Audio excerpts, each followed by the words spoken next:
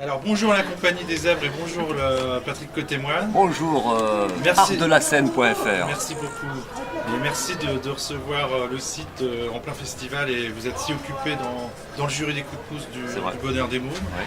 Alors justement on vous retrouve pas sur scène cette année sur le festival mais sur le jury des coups de pouce. Alors comment vous êtes arrivé là? C'est une immense responsabilité et c'est aussi un immense honneur. Parce que on est moi je suis plutôt sur scène et Patricia elle fait tout ce que je ne fais pas sur scène. Et on est dans le berceau de la créativité, ce qui nous remet, nous, en tant que compagnie, à nos débuts, quand on faisait des spectacles. Et c'est une genre de boucle qui est en train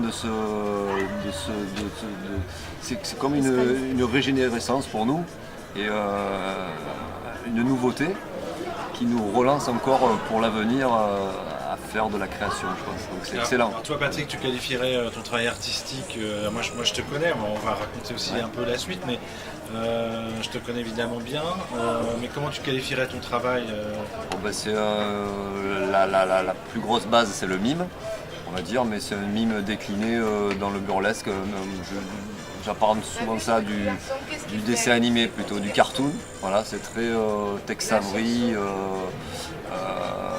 entre Buster Keaton et Tex Avery, quoi. Entre le neuf et l'ancien, quelque chose de détonnant qui est assez.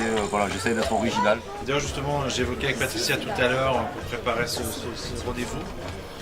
J'évoquais justement parfois la difficulté de la compagnie à rentrer dans les réseaux plus culturels parce que on est vite taxé en France d'un peu cabaret et puis c'est vite c'est du divertissement, c'est pas du spectacle vivant au sens noble parce qu'on a un côté comme ça un peu précieux en France.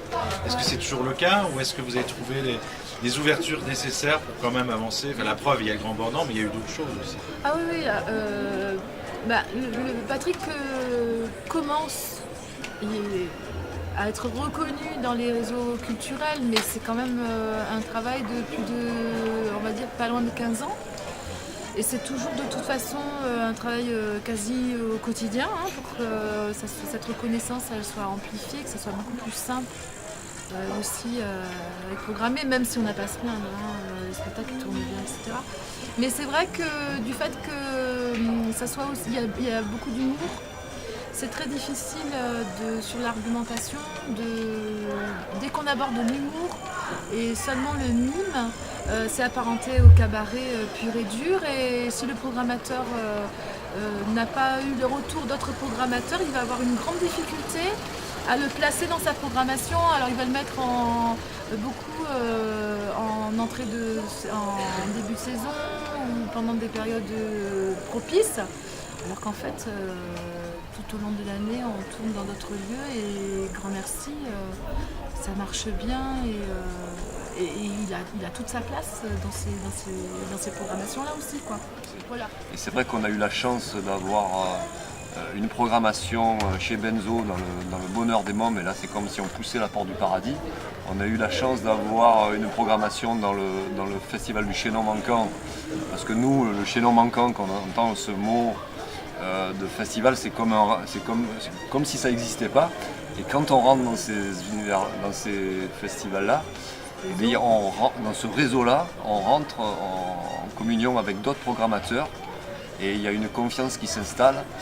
Et à partir de là, on amène ce qu'on sait faire, du mime humoristique. Et on a fait des centaines grâce à ces festivals, de centres culturels, on a rencontré des centaines de publics.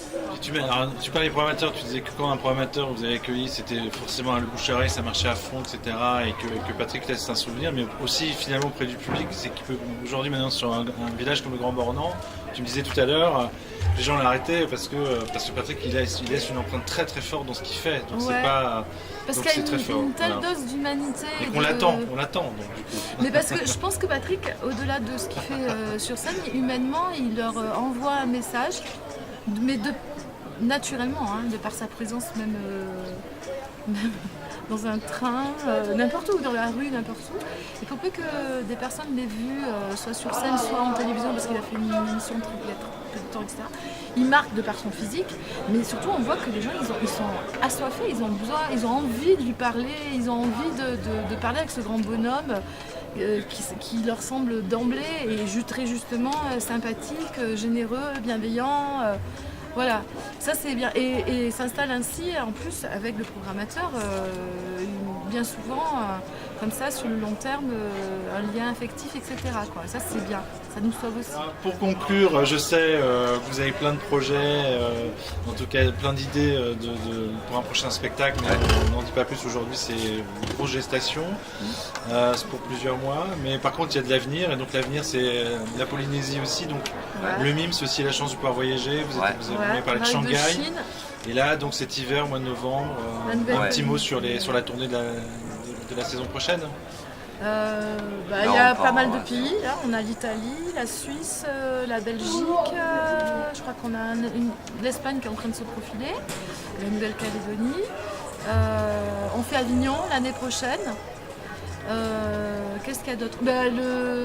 On tourne avec les 2 solos, aussi bien le tout premier Mime de Rien que le nouveau qui a déjà 2 ans. On a joué quand même plus de 150 fois. Alors donc reprise en Avignon des 2 spectacles précédents. Voilà. Et bien très bien. Compagnie des Zèbres et les spectacles de Patrick Côté-Moine, je vous remercie. Une petite référence, on peut vous trouver où, comment le site internet. Côtémoine.com, CO2TET moine MOINE.com. Voilà. La page Facebook. Les réseaux sociaux, Twitter. Patrick Côté-Moine. Venez m'aimer. Facebook, Internet, l'adresse mail. Mais il suffit, YouTube, il a une chaîne de vidéos avec des tutoriels parce qu'il fait beaucoup. Alors, il n'a pas dit, mais mime et bruitage. Donc, il fait des tutoriels de bruitage dans lequel il apprend le bruit de la balle de tennis, comment on débouche une bouteille. Il y en a un troisième il y a quelques-uns. L'hélium. Voilà. Et puis bientôt, et puis sans doute bientôt artenscène.com. Alors c'est pas .com, Patricia, c'est artenscène.fr. Alors non plus, c'est artdelescène.fr. Artenscène. Mais je vous remercie beaucoup. À très bientôt. Artdelescène.fr. Merci, super.